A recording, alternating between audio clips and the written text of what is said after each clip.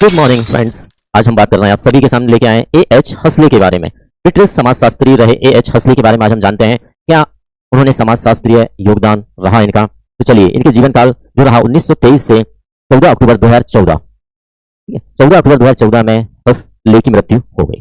चलिए बात करते हैं ब्रिटिश समाजशास्त्री ए एच हंसले ने शिक्षा और सामाजिक गतिशीलता के क्षेत्र में काफी शोध कार्य किए। वे संप्रति ऑक्सफोर्ड विश्वविद्यालय के न्यू फील्ड कॉलेज में सामाजिक और प्रशासनिक अध्ययनों के आचार्य रहे।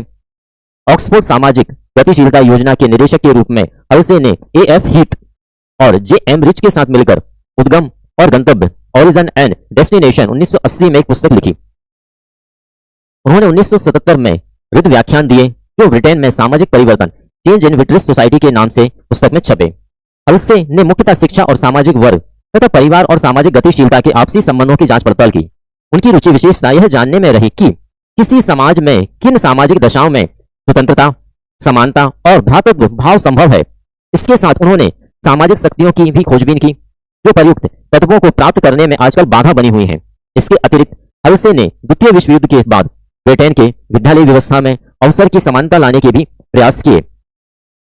हल्से के अनुसार जो समाजशास्त्रीय योगदान रहा कहीं ना कहीं वह काफी महत्वपूर्ण रहा। राजनीतिक अंकगणित। हल्से ने राजनीतिक अंकगणित की परंपरा को पुनर्जीवित किया।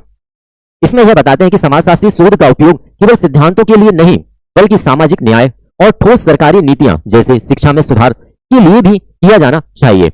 आगे हल्से कहते हैं कि शिक्षा और सामाजिक गतिशीलता ओरिजिन एंड डिस्टिंक्शन के बारे में बात करते हैं। इनकी जो महत्वपूर्ण कृति रही यह भी शामिल है जो 1980 में लिखी गई थी, जिसमें यह ब्रिटेन में शिक्षा और सामाजिक वर्ग के संबंधों पर एक ऐतिहासिक अध्ययन के रूप में जानी जाती है। शिक्षा और सामाजिक गतिशीलता की यदि हम बात करते हैं तो यहाँ पर इन्होंने एक अवधारणा प्रतिपादित की जिसे सांस्कृतिक पूंजी या कल्चरल कैपिटल के रूप में इनके द्वारा रेखांकित किया गया। इसका महत्व बताते हुए कहते हैं कि कैसे घर का माहौल स्कूल में सफलता को प्रभावित करता है। यानी घर का माहौल स्कूल में सफलता को प्रभावित करता है। देखिए, जब आप कहें कि भाई एक ऐसे परिवार में आप रह रहे हैं जहां पर या ऐसी सोसाइटी में आप रह रहे हैं जहां पर भेदभाव की भावना हो, प्रत्येक दिन लड़ाई झगड़े हैं, तो ऐसे में आपके स्कूल में सफलता होना संभावना कम हो जाती है। शैक्षिक प्राथमिकता के बारे में भी हमारे हल्से बात करते हैं और इन्होंने कहा कि ब्रिटिश सरकार के सलाहकार के रूप में भी इनके द्वारा कार्य किया गया। उन्होंने शैक्षिक प्राथमिकता वाले क्षेत्रों की अवधारणा विकसित करने में ब्रिटिश सरकार की मदद की ताकि गरीब और वंचित क्षेत्रों में स्कूलों को अधिक संसाधन मिल सके और साथ ही साथ असमानता को कम किया जा सके। तो ये इनकी महत्वपूर्ण योगदान रहा। और साथ ही साथ इनकी कृतियों को यदि हम ध्यान से देखें तो कृतियों को हम पाते हैं कि कई कृतियां इनके द्वारा लिखी गई हैं, लेकिन हम यहाँ पर महत्वपूर्ण कृतियों की ही बात करेंगे। Social class and educational opportunity जो कि 1956 में प्रकाशित रही।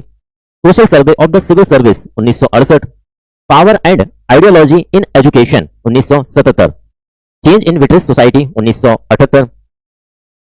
तो ब्रिटिश एकेडमिक्स 1971 में लिखी गई महत्वपूर्ण कृति रही। तो friend, I hope A H Halsey के बारे में जानकर आपको काफी तैयारी में योगदान मिला होगा और इसी प्रकार से हमारे ऑडियो लेक्चर के लिए आप बने रहें हमारे सृजन एकेडमी परिवार के साथ। लेक्चर पसंद आता है तो ज्यादा से ज्यादा शेयर जरूर करें फ्रेंड्स।